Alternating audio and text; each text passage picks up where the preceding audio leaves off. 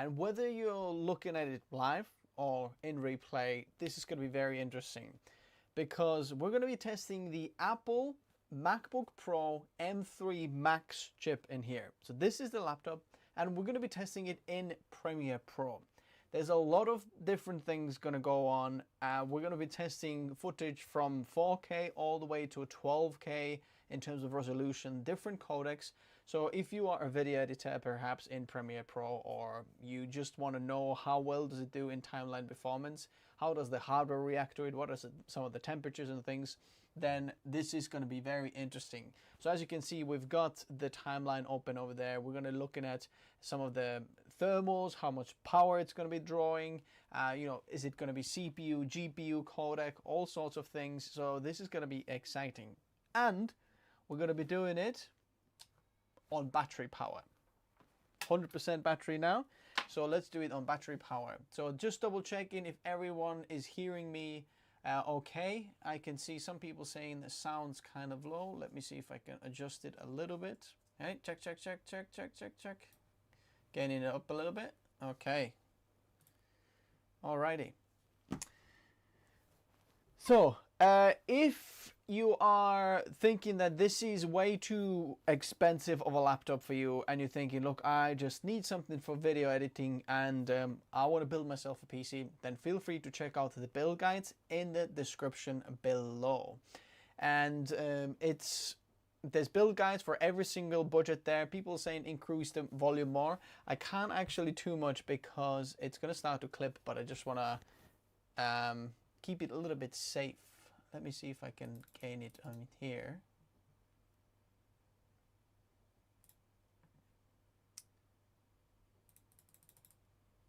Hey, check, check, check, check, check, check. Hey.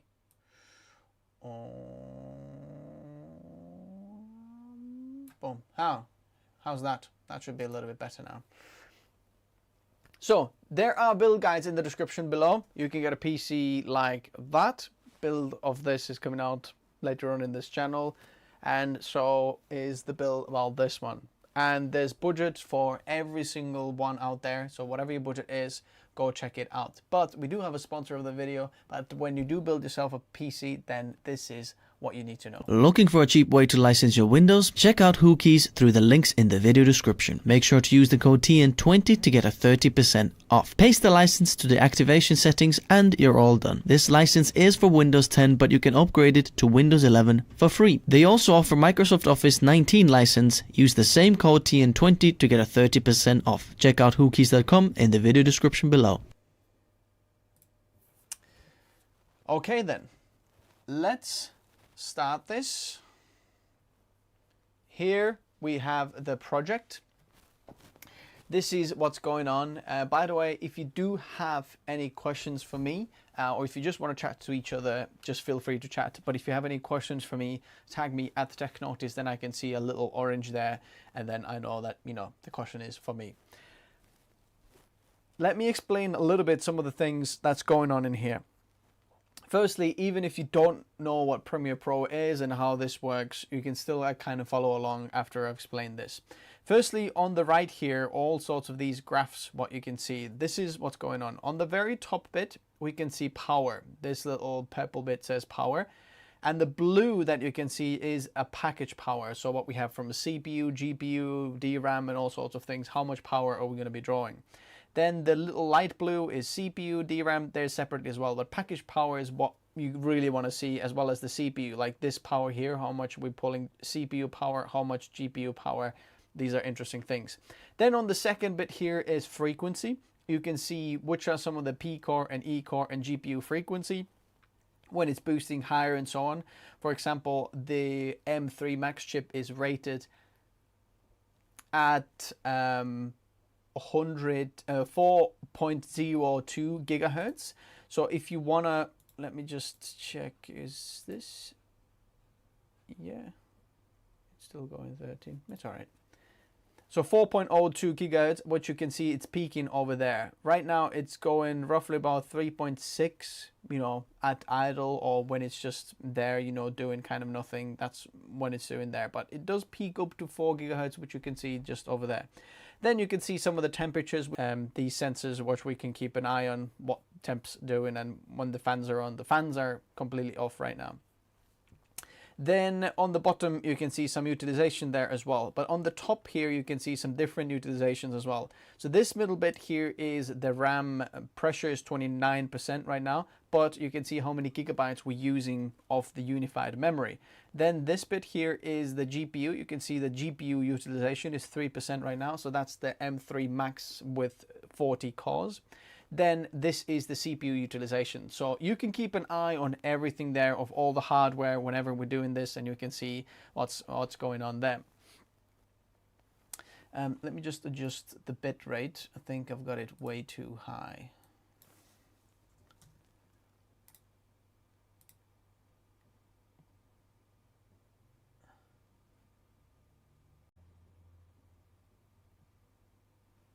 Is that better?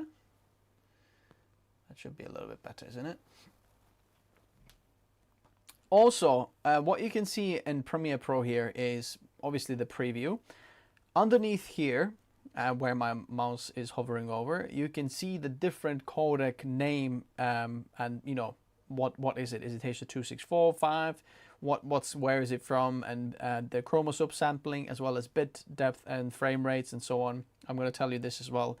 Then this little green arrow here is, or green little light or circle, is explaining whether we're dropping any frames when we're playing the footage back. We're playing back everything at full resolution. So some of the other software that you can use for editing, like DaVinci Resolve, Final Cut, and maybe some others as well, they don't often play back the full resolution. They play back scaled resolution, which means it's not going to be as demanding for the hardware, but we're not going to be getting the full resolution, full crispiness, or full frame rate. For example, in DaVinci Resolve, you have to set the timeline frame rate, even if yours is different there. But in here, everything that we're playing back is the frame rate of this. So for example, this is 60 frames per second. When we press play, it starts to play back 60 frames per second, not 24, not 25, something like that. Even if you don't notice it, it tries to play it back at that. So full resolution, what we're playing back. There's no proxies, nothing enabled, just that at full utilization. So let's start with this. First is 4K. By the way, I do have a little color grade on top. That's just to stress a little bit of the GPU. It's just a random color grade that's accelerated on the GPU. But the timeline performance here, scrolling this, looks very, very smooth to me. I've got no problems playing this back here. This is 8-bit 420. As you can see, 0 frames dropped. I wouldn't expect anything rest. Anything rest? Anything less, I think. Yep, it is very, very, very snappy. So let's take a look what's playing it back. Looks like quite a bit stress is on the GPU. As you can see, GPU went to 100% there, utilization. But what's impressive is, look at that, our package power playing this back is 6 watts. Can you see that? We're pulling back 5.7 watts right now. That's absolutely insane. Full resolution 4K. So any mirrorless camera footage you're going to be using for H.264, 60 frames per second, 8-bit is fine. Now this is 24 frames per second, 420, 10-bit, and H.265. This is usually accelerated on the GPU as well. And let's take a look. GPU is hardly doing anything. So all the media engines there, not doing much. Completely fine here.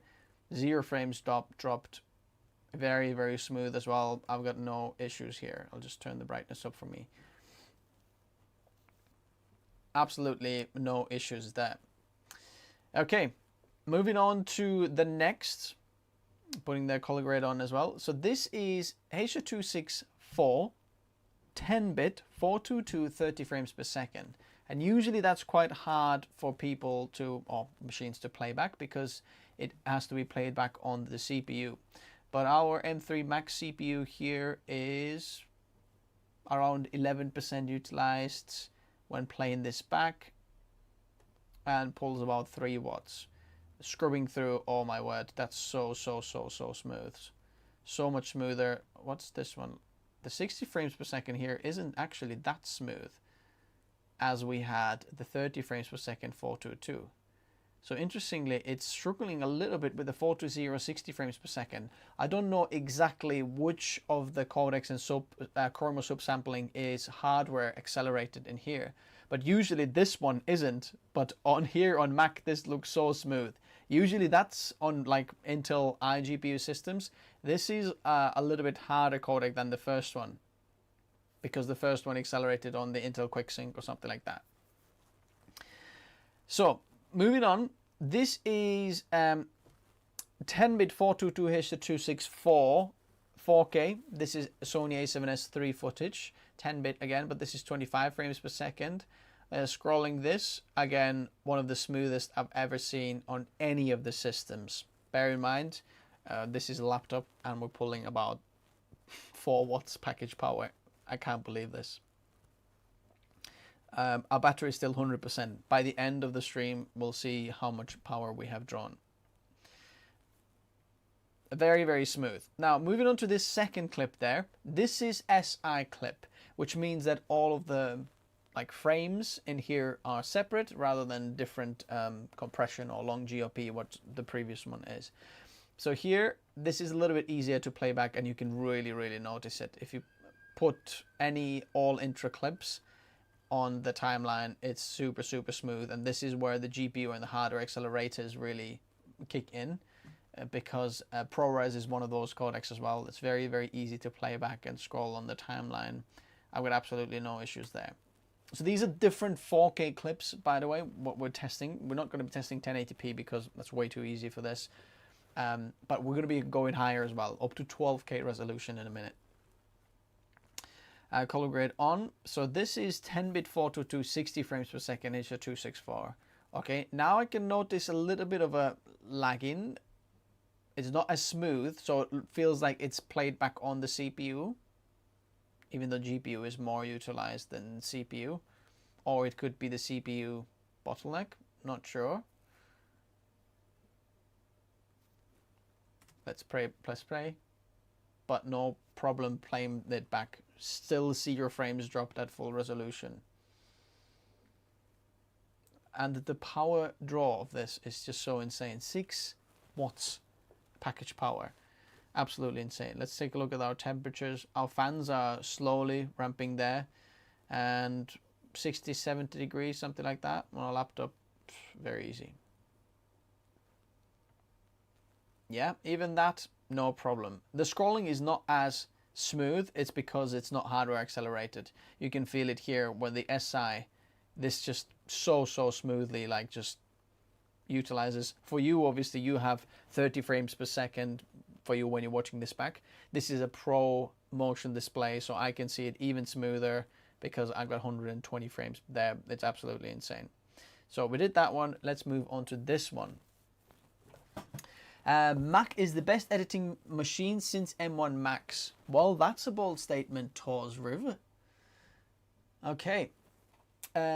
This is A7S III clip, 10-bit, 420 4K and H.265, which usually is accelerated on any of the NVIDIA, AMD and Intel GPUs. So let's take a look at the timeline. Interestingly, it's not as smooth as you'd expect it to be. It's kind of a little bit choppy. I've seen it smooth on some of the dedicated GPUs.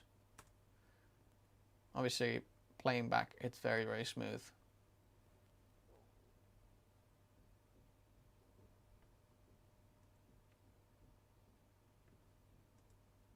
Yeah. Still absolutely no problem. Using this is absolutely no problem.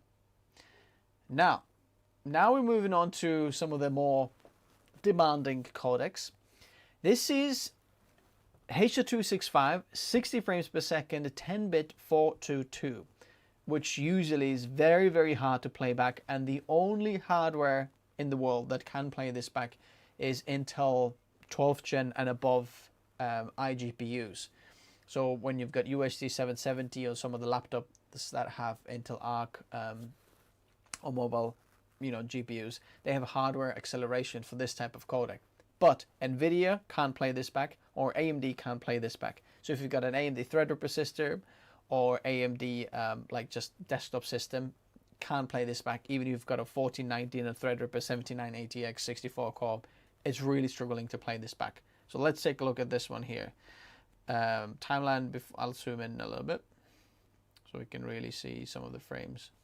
Oh my word, yeah, very, very buttery smooth. Absolutely no problem. That's why these media engines on this chip are absolutely insane.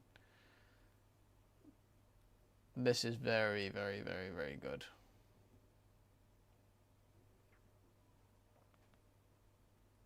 Okay, press and play. Interestingly, it took...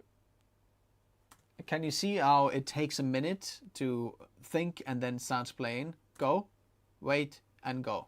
So there's like a 1-2 minutes kind of a pause when it starts going.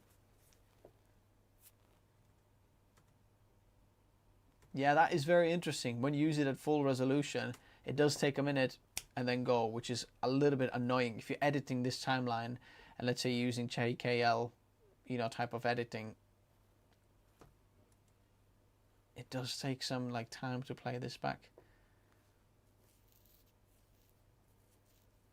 So we're pulling 10 watts. Did you see that? We peaked at 10 watts. Wow.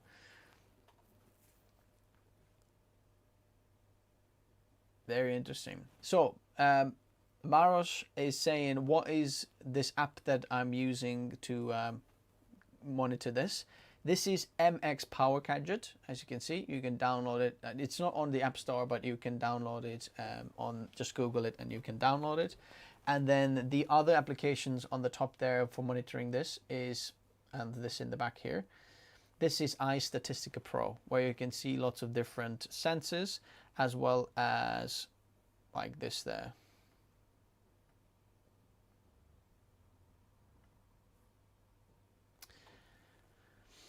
Okay, let's keep going with the next codecs here now. Okay, where were we? This one here. I'll clip some of the first ones off. So this is Canon C200 and 4K footage. And this is, I think, DCI as well. Let's see. Where's it gone? Wait, come here. Okay, there we go. Let's make it a bit smoother. Canon RAW Light, 60 frames per second, and let's see the resolution. Yeah, this DCI, not DCI, DCI 4K footage, and scrubbing at full resolution 4K just seems very, very smooth. Absolutely buttery smooth. Haven't noticed anything that easy. And look at that. That is really hard for the GPU there and CPU. Look at package power is now like peaked at 60 watts or something like that. It's all on the CPU, and that just shows how good the CPU is. Look, 50 watts pulled there when scrolling back, but it's incredibly smooth. Like the smoothest I have ever tested on anything. So pressing play takes a minute, but then plays back. Full resolution of this. That's, oh, no, that's seriously impressive. Look at that, CPU power, 40 watts we're pulling there, which is not much at all on, PCs. But for Macs, it's absolutely insane. As you can see, fans are ramping up now. Uh-oh, 108 degrees, cooking, CPU Core 2. Slightly hot there, but that's the way laptops and Apple likes to play with it. I can start to hear the fans now. But completely doable, very editable. I guess if you're editing it on quarter resolution, yeah, that's the bit. When you're pressing play now on quarter resolution like that, it is very, very instant. Quarter resolution means that it's not playing it back at the full, but, just scales down it so it's a little bit easier there. Someone is saying, in the last video I wrote a comment asking if it's useful to have a multiple GPUs, and I remember that I had an old GPU 27 Super and my main is 2080. Media encoder, then both GPUs get used at about 90%, meaning it's way stronger. Could you maybe test that also, because you said it's only 10% performance because 50-50 split power. I'm not sure what you mean, but when you've got multiple GPUs utilized, it can utilize some of it, and depending which GPU is using and which NVIDIA GPUs or whatever, it can definitely use multiple GPUs, even in Premiere Pro or Media Encoder if you're doing that. What is my timeline setting? So as people know, the timeline setting is the native to the resolution. So this is very important. I'll make the note here while we're doing this. I mentioned this in the beginning, but maybe some people are joining now. The timeline setting is what it is natively playing back. This is the kind of lovely thing about Premiere Pro, that everything, what we're seeing here, when we're playing back full resolution, it plays it back the same as what the clip is playing. Not as like DaVinci Resolve, where you have to set your timeline resolution and then it actually like puts everything on those settings. So if we are going to sequence settings here, you can see it's 4K because these are 4K clips. So everything gets played natively. So if you go to 6K, it's 6K timeline, 8K, 8K timeline, 12K, 12K timeline, and so on.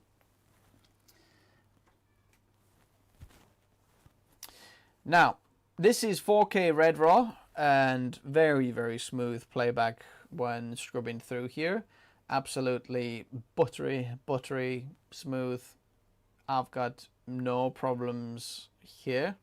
And as you can see, package power is about 20 watts, so it's a little bit harder for it to play back the raw codecs. It's a bit more CPU heavy, but no problems there. Do you remember all the H.264 and 5 codecs, they pulled about 7, something like that, watts. This is still very, very impressive. Bear in mind, my battery usage is just on automatic. It's not on high power or low power. Low power, you would get a little bit of less performance, but longer battery life, if that makes sense. I see no problem editing 4K red raw in here. So this is going to be interesting because this is 120 frames per second. And I have never seen any of the codecs and, well, any of the hardware play back this smoothly. So I'm quite interested to see what's going to happen, but just trying scrubbing it first. I'll zoom in a bit. So first is H.264, 420, 8-bit, 120 frames per second. Scrubbing at full resolution. But not bad. But as you can see, when we're playing it back, it is dropping frames. In terms of flames, it's not actually pulling a lot of watts, only about 5.7, something like that. It goes mostly on the GPU, 50% there, and we're playing it back.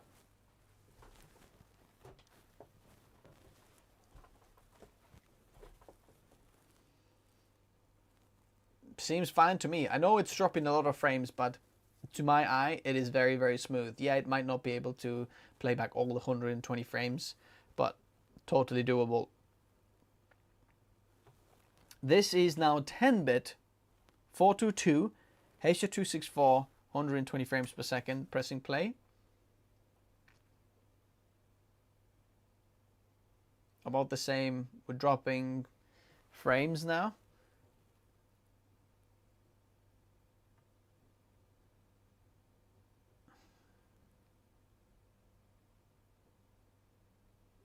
It's all right. It still can't play it back all the 120 frames. But here I'm actually wondering if that is a limitation to Premiere Pro software and how software actually plays it back, because I've never seen any 120 frames per second play back smoothly. So let's say if we put it to quarter resolution. See, even then it's dropping frames. Eighth of resolution. Still drops frames. It's almost as if the timeline is linked to like 60 frames per second or something like that, or the software, that there's no point in like just showcasing more frames because people can't see it. So we're just gonna, you know, showcase 60 frames per second, which I can see here. We're dropping frames because look at that, eighth of resolution. That shouldn't be hard. Because let's see if we take this reveal in Finder. So here's this. I'm going to be playing this back here. This is not in the software now, but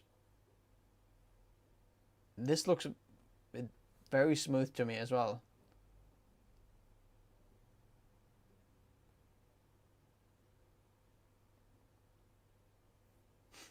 $1.7 watts package draw.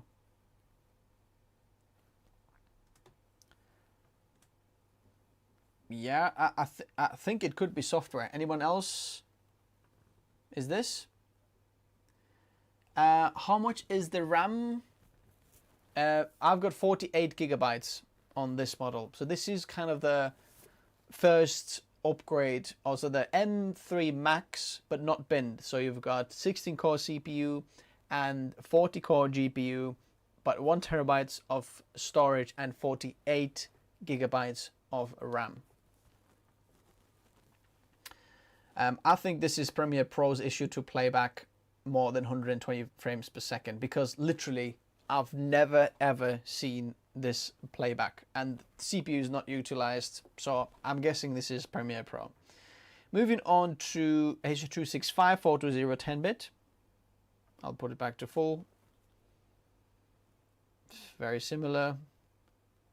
Drop in the same amount of frames. Let me try scrubbing. About the same, doesn't matter whether it's H.265 or 4, 10-bit or 8-bit.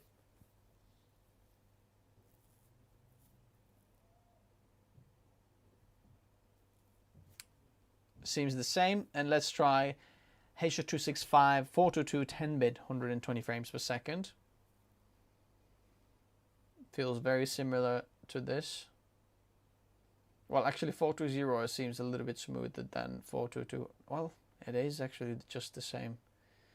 I wouldn't say it's any different. Let's try playing this back. Yeah, see.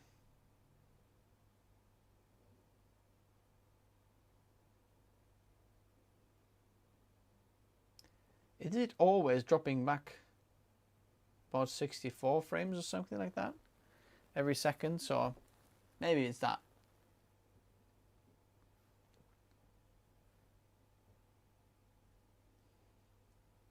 Okay.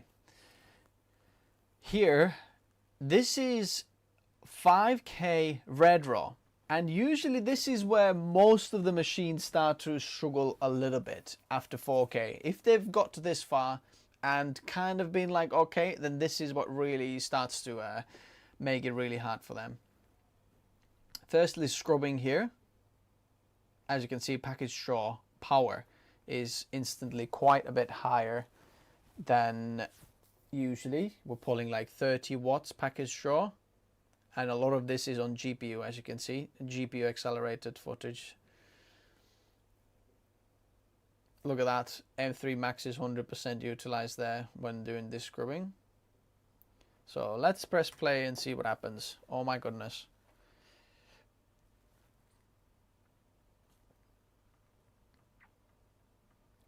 Look at that, a 5K resolution sequence playback. And it's so instant. When pressing play, it's very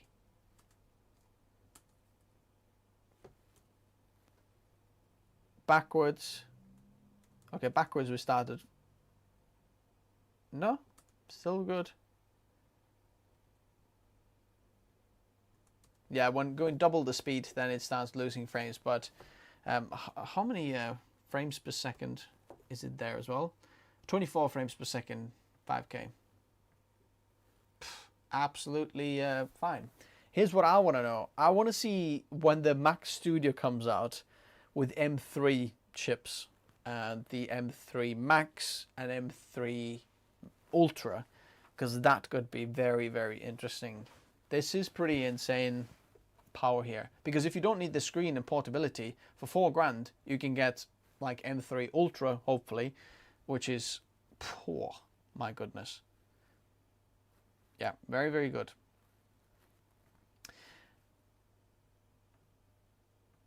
Oh, come on. Oh, then.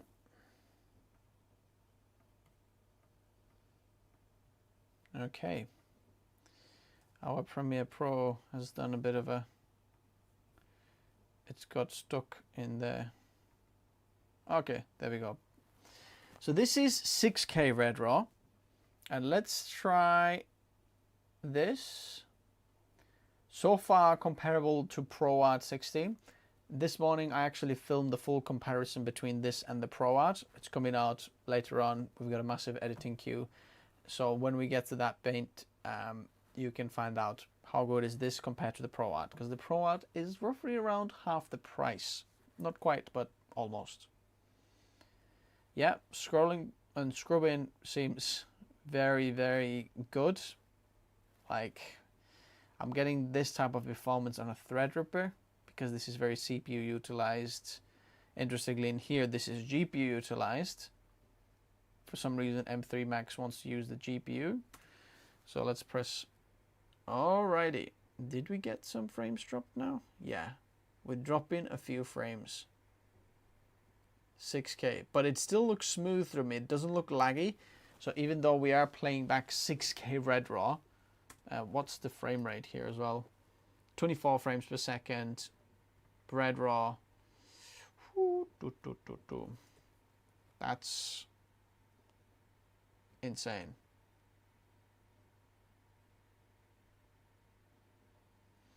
If you're wondering how good is the 14900K, 13900K with 1490, I've got that on the channel as well, so you can go and check that one out. I've also filmed this laptop compared to Intel i5, i7 and i9. That's also coming out, and that absolutely blew my mind, the performance of that.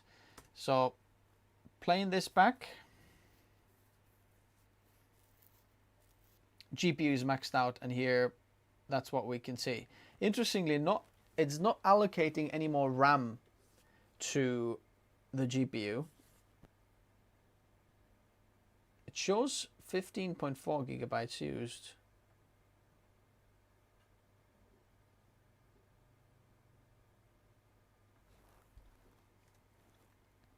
It doesn't like to play back full resolution 6K, but half the resolution, no problem. But guess what? Most of the people would be editing this half the resolution anyway.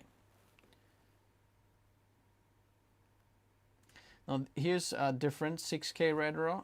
Let me have a look. This is from Komodo. 24 frames per second as well.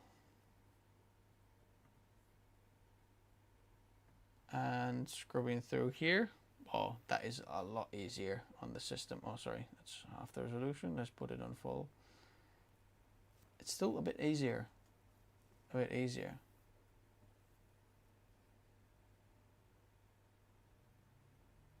Very interesting.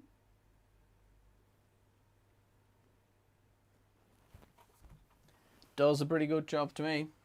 But again, GPU 100%. This is a Canon R5 8K now. Okay, let's go back to this. Now, this is a really hard codec to actually utilize. 2 seconds, let me just open a window. It's absolutely boiling in here.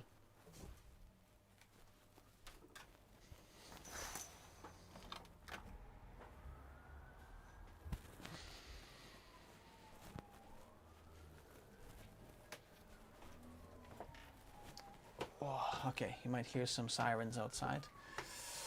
Okay. Can you hear that? Anyone, did you hear that? let's keep going. So Canon R5 8K RAW, I think this is what it is. There's a cop chase outside. Yeah, indeed. 30 frames per second, 8K Canon RAW light. So this is usually quite hard. Oh, this guy turned off. Go back on. I need it nicely on the background. Anything else? Compressor quality 1. Okay, I have pretty much seen no system play this back when I'm playing full resolution scrolling here. Yeah, it's very like bitty.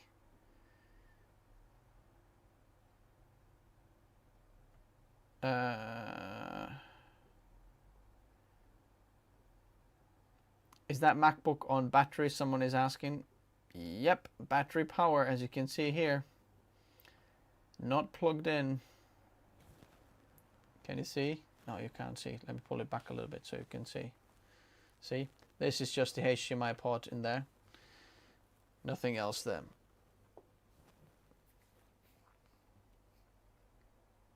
To be honest, once it caches it on RAM or something, interestingly, I don't know how how's it using that. Let me see if I can go on the settings here. Memory used, not memory pressure, used cache system.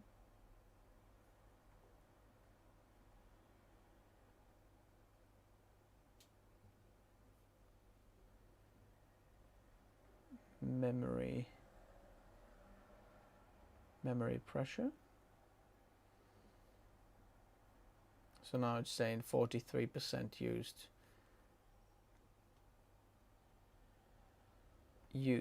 Not cached. Yeah, interesting. It's caching like half of the RAM or what we're using. I guess that is the best to see there then. Full resolution scrubbing. Yeah, as you can see, package power now absolutely maxed out there, 50 something watts. That's absolutely insane. Pressing play. Okay, let me just press play. Boom. And nothing's happening. This is where we usually see CPU and package draw absolutely maxed out. You can see the CPU is now maxed out there. GPU is not doing as much.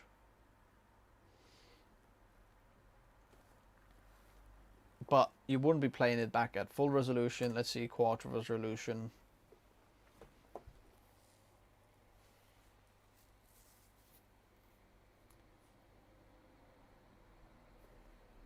Yep.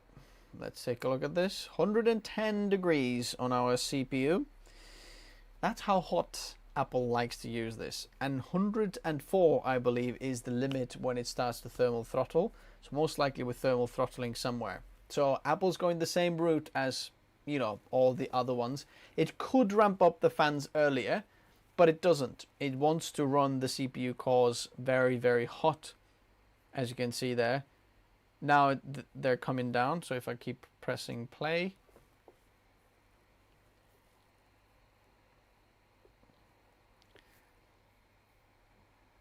I'll leave that one there so you can see it's still playing. Oh my goodness, 111 degrees. CPU core 2. Efficiency core there, as you can see, that's utilized as well. All cores.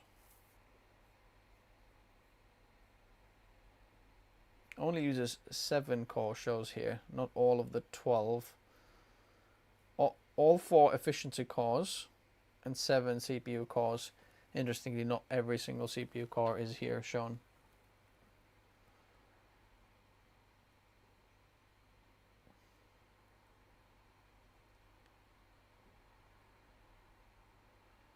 Half the resolution would do it. I'm playing this back. I mean, even half the resolution is just very good editing performance here on Canon RAW. I'd say like one of the best, if not the best, I've ever seen on any machine.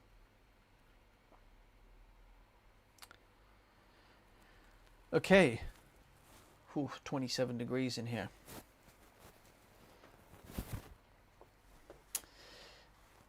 This is red 8K raw. Look, the cores are going down.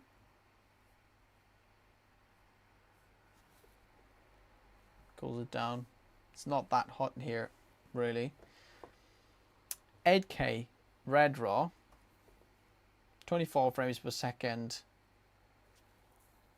Each frame is about 32 megapixels, something like that. That's quite insane to play that back every single second. Oh, half the resolution. Let's try full. Full at first. Oh my goodness. Oh my goodness. That's insane. Oh. Oh my word. Wow. That's absolutely insane. And it's not even stressing the system. Look at that. It's like 30, 40 package power draw. And I'm just scrubbing through like just 8K footage, 24 frames per second. That's absolutely ridiculous. Oh my word. Oh wow. Oh my word. Look at that. Crazy.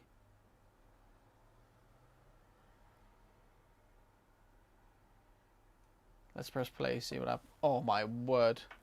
That was so instant. I know we dropped some frames, but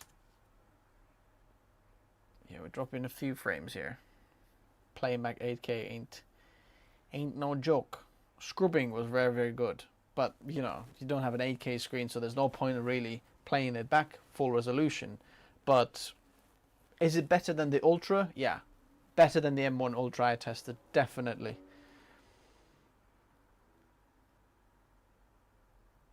Scrubbing is very good, but playback on 8K, I think it's going to run out of VRAM. I know it's trying to, oh yeah, look at that, free. Oh yeah, actually, that's the best to show. I think I'll go back here and I show what's free there on the RAM. Because then, yeah, look at that. You can see that bottlenecked by RAM. Look, 13 gigs free, because it might have shown that I'm using that much on this program, but actually it was using it other places too. Oh, sorry.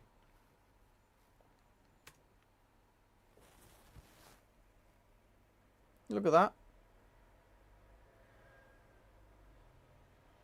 Half the resolution is completely fine. And then we are using, look, 41 gigs of RAM right now,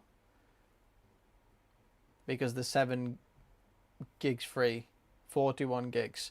So if you're getting this for video editing and using more than 4K, the RAM's going to be your bottleneck, and you're probably going to want to spend extra $200 to get 64 gigs of RAM, especially for Premiere Pro. That was interesting. I've never noticed this. So for everybody, I've changed what this RAM looks like. It's showing me now how much is free, not how much is utilized. Okay, big. This wasn't like that previously in the beginning, but that's what it was like. What it is now. And look, if we go full resolution here, press play. Let's take a look at what's happening with the RAM utilization. 6 gigs free. 2 gigs free, so we're using about 46 gigs.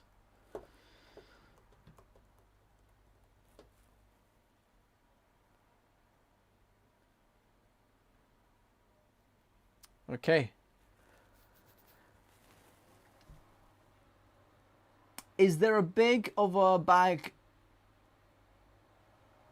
Is there a big of a bag between M2 Max and M3 Max? Now, I haven't tested M3 Max, Sorry, M2 Max. But this M3 Max is absolutely insane because of the process node going down. It's a lot different. Wow.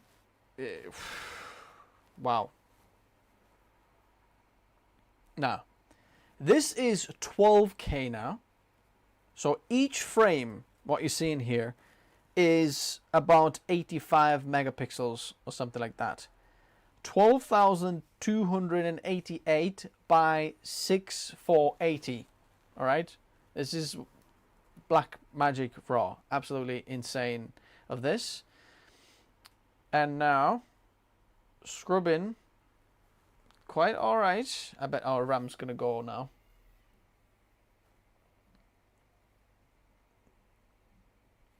Yeah, look, 2 gigs free. The scrubbing is not bad. It's slightly laggy, but let's press play, see if we drop in any frames. It took a little. Yeah, we're dropping frames. Look, 36 megabytes. We just don't have enough RAM to play this back. All the GPU memory to play back all these large pixels. It's insane. So yeah, we'll watch this, how there's literally no RAM. Yeah, someone's commenting 36 megabytes. That's it. 62 megabytes. 2.8 gigabytes free. Just watch. It's all gonna go. Come on, update now. How much is free? Come on, show us. Oh, 3 gigabytes free.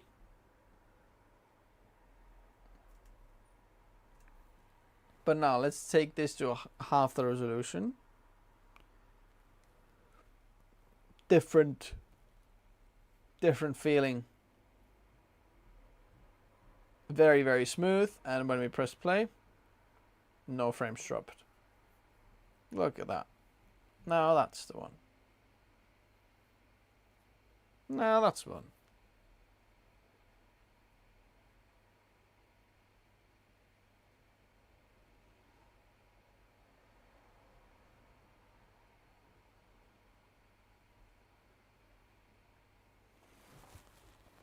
Someone is saying Intel Mobile 13700HX versus H. Would the HX with less GPU execution units impact video editing performance? No, not really. As long as it's got the same media engines. I don't know that by heart. But if it's got 2 media engines like the H, then you shouldn't have any problem there. That is insane that you can have half the resolution of 12K B-RAW and play that back.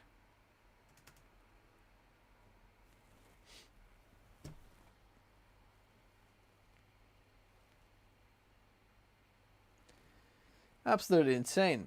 So we have been pegging this machine now for almost an hour. In like 8 minutes, this is going to be an hour.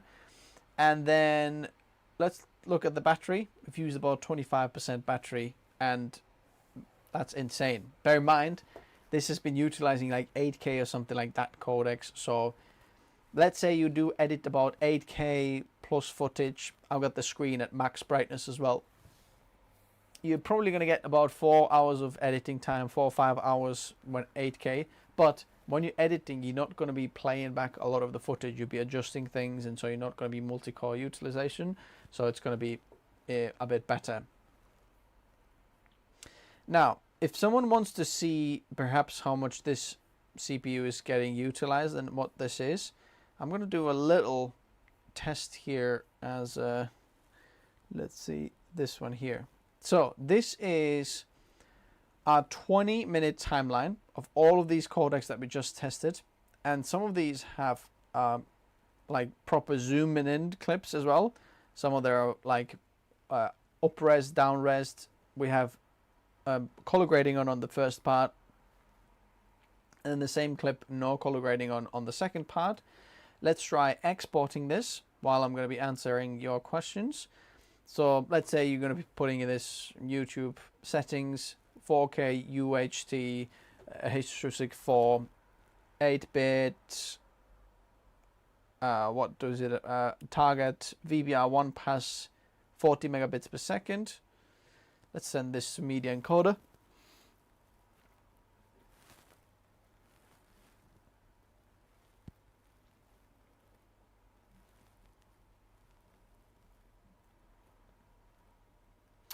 What about After Effects? It's going to be very, very good. Do I think 48 gigabytes for video editing is enough? Let me just press play and then we'll see what happens here. Okay. On all of this. So we can see this. Where it is. And all what the cores and things are doing. Is 48 gigabytes enough?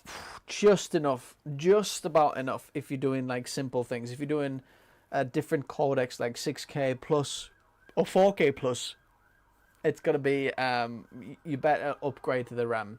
That's what I would do. But still, very, very impressive in a lot of the things what you're doing.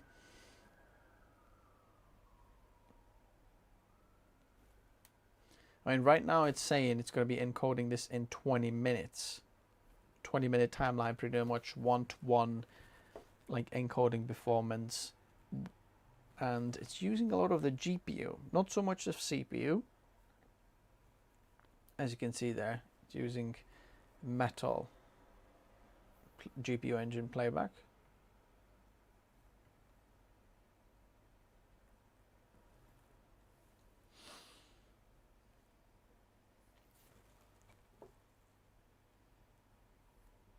I want to see when it gets to some of the later on codecs.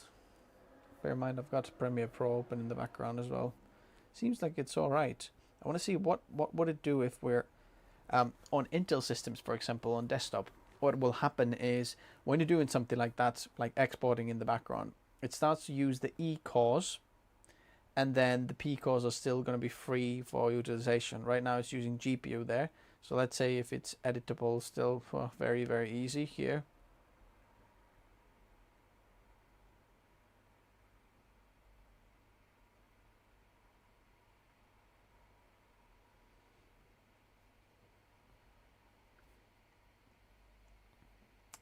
+90-something degrees.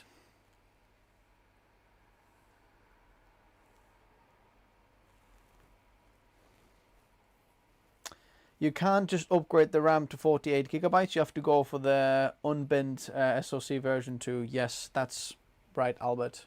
Hello from Greece. Hello. And look at that. It's still completely editable, even if this is like running in the background. Even this Canon C200. Like I can notice that something's going on in the background. Oh.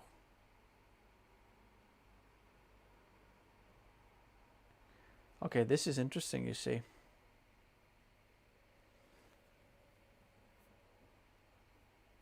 Is it pausing it? I just want to see it if I'm doing this.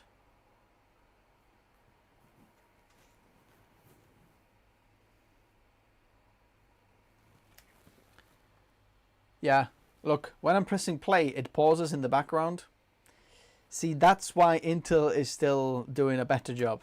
With Intel's E-core, P-core architecture, when doing that, it's actually still fully encoding something in the background on media encoder. And, oh yeah, this doesn't happen. Right now it's swapping the playback. Okay, we need to pause the encoding playback video. And then, okay, video playback stopped. Let's keep encoding. That's interesting. Yeah, you can see these dips there. It's encoding, and then when I'm pressing play, boom, doesn't actually need that much power, and now encoding again ramps up. That's very interesting analysis as well.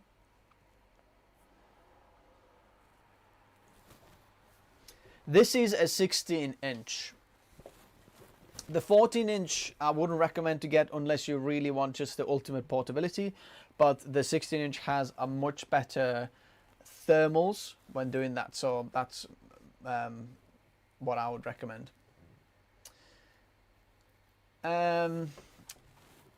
Scorpio is saying, what would you suggest is the cheapest way to get as many cores as possible, either Intel or AMD, looking to achieve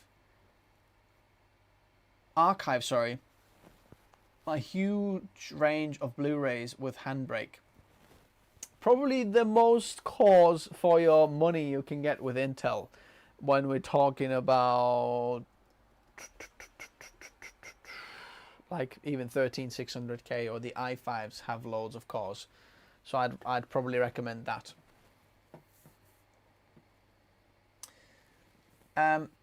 Do you think it's worth it if you already have an M2 Pro, the 14-inch especially? I wouldn't. This machine is impressive. I'll leave like my against Intel comparison to another video where I'm going to go more in depth about this, like what's going on this M3 Max. But I hope you understand by this video that the video editing performance of this is absolutely insane. And if money is not an obstacle for you and you just look at just what is the best, this is the best laptop to get for video editing. But when you want the ultimate one, I'd highly recommend upgrading the RAM for this as well. Not so much of the storage. I think upgrading the storage, that's going to be all right. But upgrading the RAM, that's going to be crucial, because as you can see, we ran out of RAM there. Oh, sorry. Isi filmi praegu. Mine vaata, kus emme on. Isi praegu filmib, okei? Okei. Mine vaata, kus emme ja poisid on. Okei? Ja mine vaata, kus poisid on. Isi saab kohe töö läbi, siis ma tulen sinuga mängima, okei? Okei. Okei, mine vaata, kus emme on. Mine. Mine vaata, kus poisid on. Mine. Oh. Shh, isi filmib. Sa oled nunnu. So, baby girl, that's my little baby girl. The boys are downstairs, and then the baby girl is here. So, where were we? It doesn't hang when switching operations between rendering and editing. In PC, it hangs when it can't handle overlapping operations anymore. Yeah, that's true. But if you've got any of the 12th gen or the hybrid architecture of Intel here, I know I sound like a Intel advert. I hope Intel pays me for that. But it does, like, this is one of the biggest difference we saw when moving from Ryzen 9 3950X 16 core to the 13900K, is that when something's rendering in the background, you literally just don't notice it. It's so fluid when editing, and that's what often we happen is like, we're saying, okay, can you render that video out? It's like, oh yeah, no problem. And then we keep editing. That's completely fine. So we're absolutely pegging this here. 62%, using a lot of power. Let's see what the battery percentage there is. Someone's saying, please give me advice what to better get for work. I am a new compositor and Maya NV artist looking for Threadripper from 32 to 96 cores models, just stuck between single and multi-cores. Now, if you're doing composition in there, in Maya and Nuke, now I'm not 100% familiar with those exact programs, but usually in 3D how it works. Now, if someone knows these a little bit more, please correct me if I'm wrong. But when you're actually working with models and working with your 3D element, the single core performance of the CPU is what's actually important, because you're working with this. Now, when you press render and you want to render it out, then that often happens on GPU, and even like a 96 core Threadripper can't really keep up with that, because like an RTX 4090 is cheaper and it's going to do it faster. So I'd say try like a high-end Ryzen AM5, because you're going to get still very good single core performance and upgradability later on if you want to just add more cores, and then get 4090, and that should be a pretty awesome 3D editing machine. Do the gamers' laptops perform decently similarly to the professional counterparts? I'd probably say no. Like when I've been testing the HP Omen, wherever that is, the HP Omen, even though being a gamery laptop, you're not going to enjoy the performance as much just because a Pro Art is cheaper and the what you're seeing and the way you interact with content is so much better. So I'd probably go with a little bit better or a little bit more towards like Pro Art option there, because I think that's a really good laptop for that, like half the price of this, and you get like not half the performance, you're gonna get like 75% of the performance, something like that.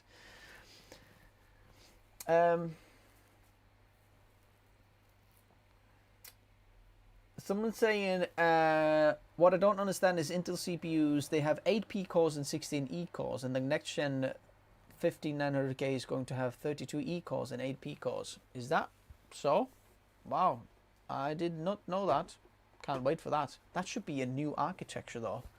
I'm hoping they have more P cores because, well, actually, to be honest, the 8 P cores, most of the time that is enough though. And Intel probably knows that, but I would love to see 12 P cores. And here's where this M3 Max actually is game changing as well.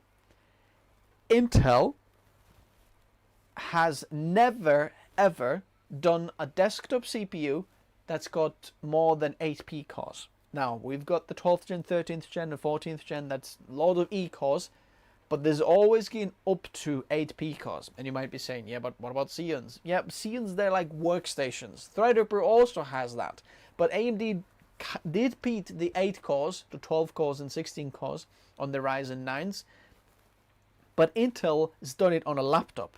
For a laptop, 12 P cores, none heard of. There just isn't any out there.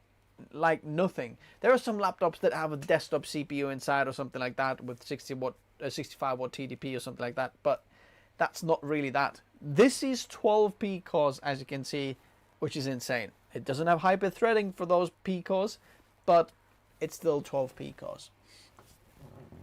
So let's go back here. Thoughts on the GTA 6? Don't care, not a gamer, literally couldn't care less. CPU's been hovering around the 5 GHz for like 3 decades now, and this whole efficiency core thing is just an excuse because they don't know how to develop higher clocked CPUs. Well, it's not just that, I don't think. It's because if you do the P-core, E-core structure right, I do think it's got more benefits compared to the just P cores, especially creators. I know gamers are going to be like, yeah, we're not going to get the performance or something like that. But for creators, this is absolutely amazing because the E cores can take over tasks that are doing on the side, because you really can't be working on more than one application at the time that you like actively working on. So whether you're doing video editing, 3D, photo editing, there's going to be one application. You can't do 2 at the same time. And the rest of the things are happening in the background or passively. So whether you're exporting photos, exporting video, rendering a video out, or putting something else together, that can be taken over by E cores, which actually take a lot less space on the die than the P cores, and use a lot less energy than the P cores, but they're also very, very powerful. Now, some people say the E cores are not as powerful as anything. Those E cores are more powerful than 10900K P cores. They're absolutely insane E cores, if you put it that way. The 15900K, whatever, whenever that comes out, I'd like to see that. We should just test like one, like how good are the E cores if you just disable all of the P cores, like how good these are. That would be very, very interesting.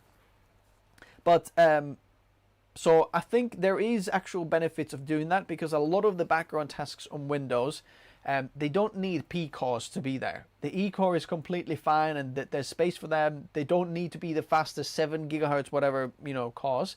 They can be done with E cores. So I think that is actually the benefit of that. But then at the same time, some people might argue, why not go over to ARM and different architecture? Well, that is where Apple is actually leading the race. And you can see, oh my goodness, Apple literally invented their own track to run at. And the track is higher, faster, better. I mean, it is seriously impressive. If Apple ever did this on a desktop, but really like hammered some more power through as well, because so far the desktops that they have done is just mobile chips on a desktop, and you say, whoa, it doesn't have a screen, that's the desktop PC or computer, sorry. But if Apple ever did a fully proper desktop machine that pulls, yeah, let the CPU pull 200, 250 watts, show me what it can do, because right now we're peaking at like what, 50 watts in there. So if we had 60 watts, let's say 3 times 300 watts, put a massive air cooler in there, do your air cooling magic there with awesome fans, I'd love to see that, because that would be insane, especially knowing that this GPU there with, you know, if you can extract that GPU, I'd love to have a Apple dedicated GPU as well. I know this is not going to work on Windows, but that could be insane. I think Apple's going to be going towards their GPUs as well one day, by developing their own to change perhaps in Mac Studios, because everyone has to be a CPU and GPU manufacturer. Intel, now suddenly GPU as well. AMD, CPU, GPU. Nvidia is struggling to get that CPU thing going. They've got some like service stuff and stuff like that going, but everyone wants that. Apple, they have the CPU, but that's like SoC GPU. If they believe that, you know, everything on the one slab is going to be better, unified memory, but there's their own like kind of problems with that. You can't like use chiplet design, which means that the unified SoC manufacturing is very, very expensive, because your yields are lower, because you can't like just splish and splash glue things together. Intel and AMD both moving towards like chiplet designs. I don't know if Nvidia's next GPU is going to be chiplet designed as well or not, but I don't know. So, someone's saying, thanks, great, but now I'm completely stuck as you recommended rather than grab an R9 7950 X3D. No, not the X3D. Don't, as a creator, don't get the 3DV cache chips. This is a very bad idea. They don't perform well. Get the 7950X, not the 3D. That's a big mistake. For 2D, 3D work.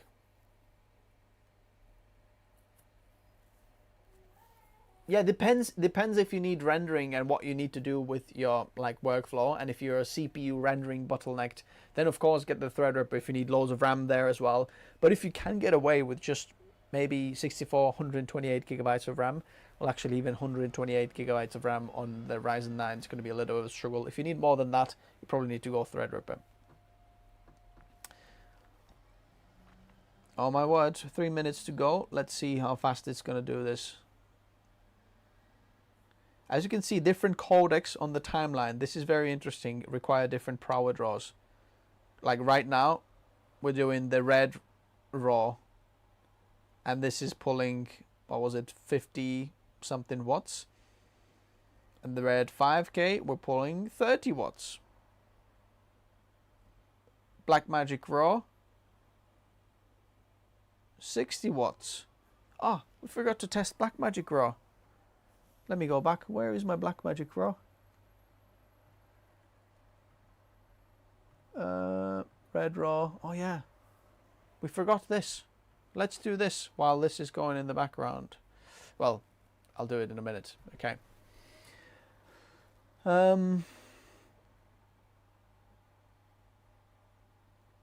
So what's we're saying there? Imagine Intel going ARM. Intel gonna be way ahead of Apple again. True. Definitely true. But the thing is, Intel produces chips for Windows, and Windows doesn't have massive ARM support yet for that. But hey, the whole world runs on what is it? x86, x64, x86. Man, I'm so confused with these. I can never remember them. What would I choose between 4,500 euros, M2 Max, 64 gigabytes of RAM, 2 terabytes, or €55. M3 Max, same. M3 Max. M3 Max. This is going to be insane. I think M3 Max is going to be better for the private shortlist, sort list. I would go with M3 because the power efficiency is better. You're going to notice that if you're on the go, and the power is actually better as well for this. The M3 has a lot more cores in CPU and GPU, so the M2 and M3, there is like 20 something % difference, so it's quite a big difference. Yeah, Cool VFX says if you need more than 128 gigabytes, I'm always stuck. Okay, now questions to get 32 core or 64 core. It's super slow on editing on single core. I'd go 32 core. Save yourself some cash and go with 32 core. It is powerful enough. Not a lot of people and programs can utilize the 32 if you're editing in there anyway. So that's that. So I'm checking the ProArt i7 12th Gen 3070 Ti since that is in my budget. You think that's enough for Premiere DaVinci? 32 gigs of RAM, DDR4, I guess. What ProArt is it? Is it the laptop that you're talking about there? Let's see if we're done yet. Almost done. Almost done. I want to see how fast was this rendering here.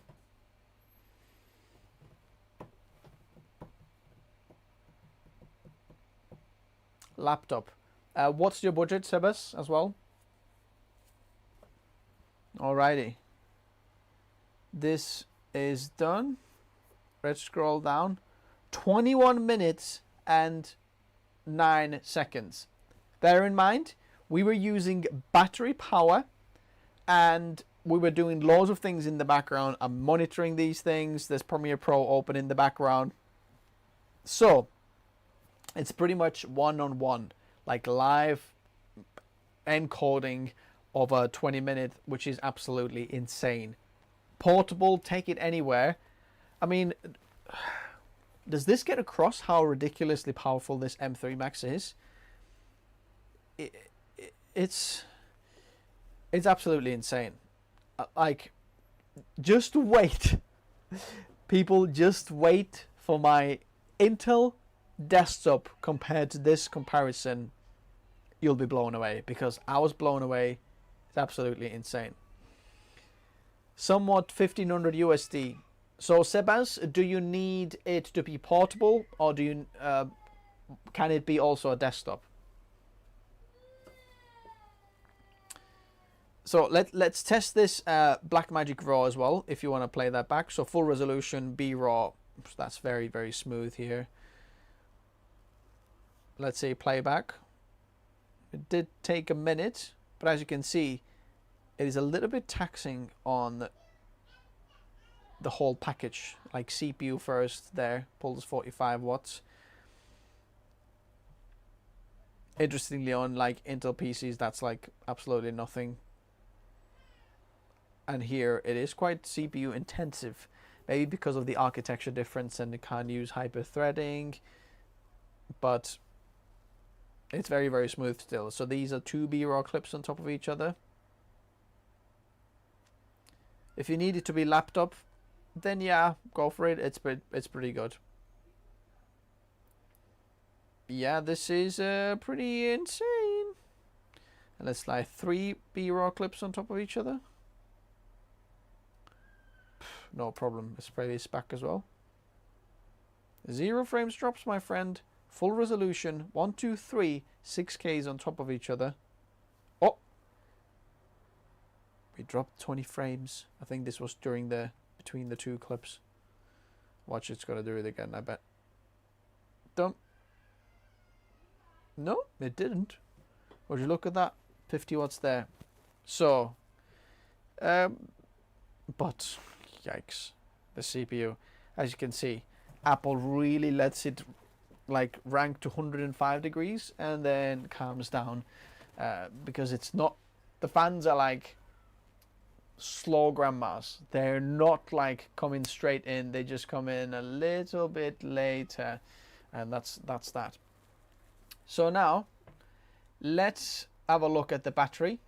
We used about 60% of battery while powering or taking an external screen and using the device, pegging it. So we can say that, so this has been about an hour and 20 minutes. An hour and 20 minutes, 50% of the battery, depending on the brightness of the screen. You can get about 3 hours intense editing on the go with this, which is pretty ridiculous indeed. So, the conclusion of this here now is that getting this is absolutely, if you need something insane, just the best, then this is the best video editing laptop on the go. 16 inches, don't get the 14-inch one. And when getting this, upgrade the RAM a little bit if you can. I mean, you're spending $4,000 anyway. 4.2 for extra RAM to get 64 gigabytes, no problem. Get that as well. I'd say probably upgrade the RAM before your SSD. So I'd upgrade to 64 gigs first. And then next I would upgrade 2 terabytes to get more storage inside. And then after you've got 2 terabytes and 64 gigs, if you need anything more you want to upgrade, then I would upgrade the RAM even more. And then like the storage, because storage is potentially upgradable. You can get always like external storage with this one, but internal RAM you can never upgrade, so that's going to be stuck there. If you ever need more RAM, it's just never going to be there. And bear in mind, because the CPU and GPU share the RAM, it's better there. Bear in mind, this is the, what's it called, space black version, but actually I'd say this is a space gray. It's not actually a black. I'm not sure if you can see it from this lighting, but it does not look that black. I mean, maybe it does look a little bit black in here, but I mean, watch this. This is the ProArt laptop. Can you notice the difference now? Actually, it does look a little bit on the camera. Yeah, this looks darker and deeper black. As you can see, the Mac is a little bit shinier, and that's why perhaps it makes it look a little bit gray. But depending on the lighting, if you don't have light shining on it, it is quite black as well. This way now. You can see.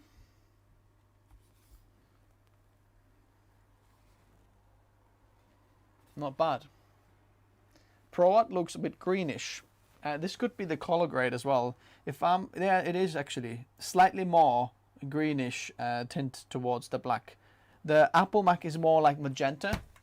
I guess you could say that this is more magenta rather than this green to me, but that's that.